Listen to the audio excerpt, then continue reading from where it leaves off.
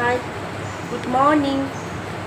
Madhumita Roy official চ্যানেলে সবাইকে welcome, স্বাগত।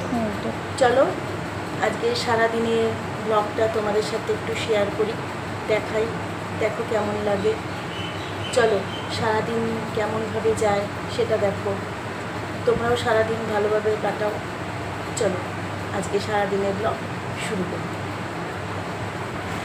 চলো এবার চটপট করে চাটা করে নিই। চা হয়ে গেছে, ভাত বসিয়ে দিলাম আর ওইদিকে সেদ্ধ বসিয়ে দিয়েছি। ভাতটা একেবারেই বসিয়েছি, সেদ্ধটা আলাদা বসাই, নাহলে ভাতের মধ্যে সেদ্ধ খুঁজতে খুব অসুবিধা হয়, ঘুটেও যায়, এটা ভালো লাগে না। আর ছোলা বাদাম ভিজিয়েছি, আজকে টিফিনে হবে চাউমিন, তা ছোলা বাদামটা ভিজিয়ে রেখেছি রাতের বেলাতেই। আর আলু পটলের তরকারি করবো, তার সাথে ডালও ভেজানো আছে। তা যাই হোক, ছোলা বাদামটা ভেজানো ছিল, এই চাউমিন করার সময় ছোলা বাদামটা দিয়ে দেবো। দেখে নিলাম ঠিকই আছে। এইদিকে ছোলা বাদামটা ভেজানো হয়েও গেছে, ঠিক হয়ে গেছে। এইদিকে আলু পটলগুলো কেটে নিলাম, ওদিকে ভাতও হয়ে গেছে, সেদ্ধও হচ্ছে। আর চটপট করে চাউমিনটা সেদ্ধ বসিয়ে দিয়েছি। বেগুনটা কাটতাম না জানো তো, অর্ধেকটা বেগুন ছিল, কিন্তু বেগুনটা নষ্ট হয়ে গেছে দেখে এই 4টা টুকরো বেগুন করে ফেললাম আর কি ভাজাটা। নাহলে গরমে কি হয়, বেগুন সচরাচর নষ্টই হয়ে যায়। এই দেখো এইদিকে আমার চাউমিন সেদ্ধও হয়ে গেছে, চাউমিনটা সেদ্ধ করে রেখেছিলাম, সেদ্ধও হয়ে গেছে। চাউমিনটা ঝরঝরে হয়ে গেছে, অসুবিধা নেই।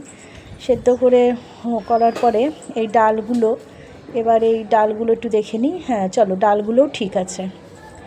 এবার চটপট করে সব কিছু কমপ্লিট করে ফেলি, অনেকটা কাজে এগিয়ে এসছে।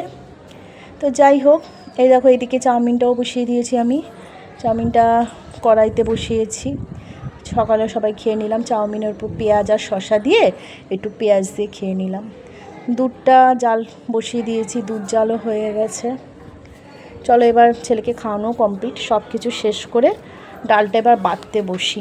এই ডাল বাটাটা খুব কষ্টের বিষয়, কিন্তু কী করবো, উপায় নেই, করতে তো হবে। তো যাই হোক, শিলনোড়া দিয়ে বাটতে বসি। সব মশলাই দেখবে এমনি নোড়াতে বেটে খেলে কিন্তু ভালোই লাগে, টেস্টি হয়। যাই হোক, শিলনোড়া দিয়ে বাটাও কমপ্লিট হয়ে গেল।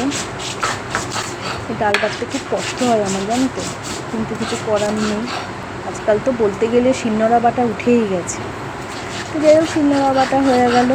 এই দেখো ডাল বাটা হয়ে গেছে আমার, চটপট বড়া করে ফেলি। এই দেখো বড়া।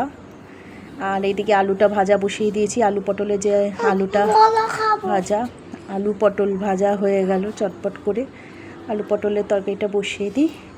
ওইদিকে সব কমপ্লিট, চাটনিও বসিয়ে দিয়েছি, মাছের ঝোলটা হাঁপিয়ে গেছি। এত গরম পড়েছে না, রান্নাঘরে থাকতে খুব কষ্ট হয় গরমের মধ্যে, বিশেষ করে রান্নাটা করতে। যাই হোক, খেতে গেলে তো করতেই হবে, কি আর করব। এখন একটু এসে বসলাম, কিংবা যে 12:45। আমাদের এখানে যে ট্যাপের জল আসে, সেই জলগুলো ভরা হয়ে গেছে, সমস্ত বোতলে জলও ভরেছি, বাথরুমে চানের জলগুলো ভরা গেছে। জলটা খুব ঠান্ডা হয়, ওই ঠান্ডা জলে স্নান করতে ভালোও লাগে।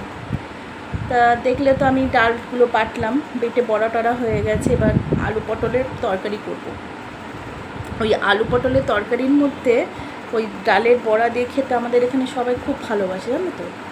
আবার তোমার ওই মোচার ঘন্টাতেও আমরা আবার ওই ডালের বড়া বেটে, ডাল বেটে আর কি বড়া করে ওর মধ্যে দিই। তো যাই হোক, আলু পটল আজকে এটা করেছি, মাছের ঝোলটা হচ্ছে, চাটনিও হচ্ছে, ভাতও হয়ে গেছে। সকালবেলা তো দেখলে সব কমপ্লিট হয়ে গেছে। এখন ঘরটা মুছবো, ছেলেটাকে চান করাবো, করে ব্যাস আবার খেতে টেতে দেবো সবাইকে। এই একভাবেই চলতে লাগে সকাল থেকে কাজ। এখন আমার যদিও স্কুলটা ছুটি বলে এই কাজগুলো আমি সকালবেলা থেকে করতে পারছি, কিন্তু স্কুল শুরু হলে কী হবে বলো তো, সকালবেলা থেকে এত করতে পারবো না, কারণ আমার আস্তে আস্তে সেই 12টা বাজবে। 12টার পর থেকে আমার সব কাজ শুরু হয়, মানে সেই যে কখন শেষ হবে তার কোনো ঠিকানা নেই আর কি।